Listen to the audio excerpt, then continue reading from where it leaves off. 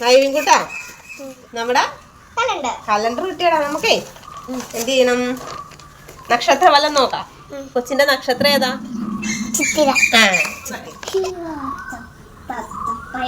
ഈ വർഷം ഗുണവും ദോഷവും ഇടകലർന്ന് അനുഭവിക്കുന്ന സമയമാണ്.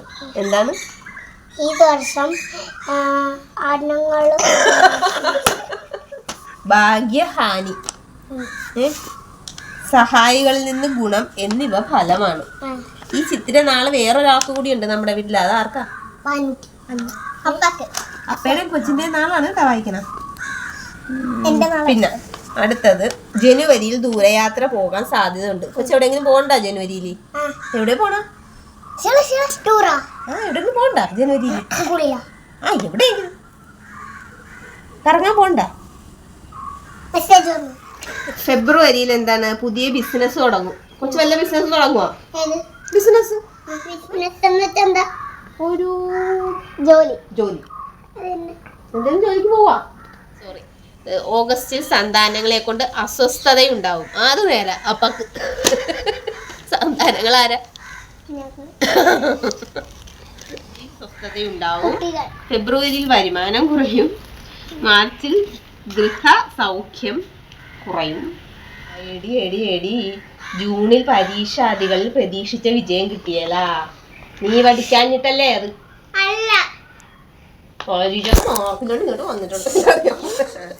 നക്ഷത്രക്കാർക്ക് ഗുണവും ദോഷവും ഇടകലർന്ന് വരുന്ന വർഷമാണ്. Very good. ഇതിനകത്തുള്ള എല്ലാം പഠിക്കുക. എല്ലാം ഒന്നും പഠിക്കുന്നില്ല. പിന്നെ നമ്മൾ ഹാർഡ് വർക്ക് ചെയ്യണം. ചെയ്ത് കഴിയുമ്പോൾ അതിനുള്ള ഫലം കിട്ടും. ഇപ്പൊ ഒരു എക്സാം വരുമ്പോൾ നമ്മൾ എന്ത് ചെയ്യും? അമ്പലത്തിൽ പോയി അയ്യോ എന്നെ ജയിപ്പിച്ചേക്കണേ, എനിക്ക് ഫുൾ മാർക്ക് കിട്ടിയേക്കണേ എന്ന് പ്രാർത്ഥിച്ചത് കൊണ്ട് മാത്രം ജയിക്കുക. അതിനെന്ത് ചെയ്യണം? പഠിച്ചിട്ട് പോയി പ്രാർത്ഥിക്കുകയും കൂടി ചെയ്യണം. അപ്പൊ ഞാൻ ചെയ്യാനുള്ളതും ചെയ്ത് ബാക്കി ദൈവം കൂടി ചെയ്യും. അപ്പൊ അതിനൊരു പഴഞ്ചൊല്ലുണ്ട്. എന്താണ്? അറിയാത്ത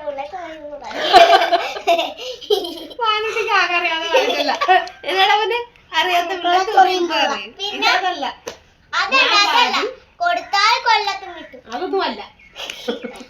ഞാൻ പാതി ദൈവവും പാതി.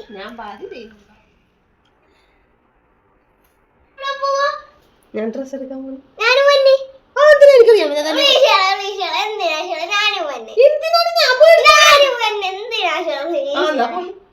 എനിക്കും വേണേ. ഇവിടെ ഡ്രസ് എടുക്കാൻ പോണില്ലേ? ഡ്രസ്സല്ലേ എടുക്കണം. നിനക്ക് വേണമെന്നല്ലേ പറഞ്ഞത്? ജീൻസ് ഉണ്ടാക്കും പോരെ?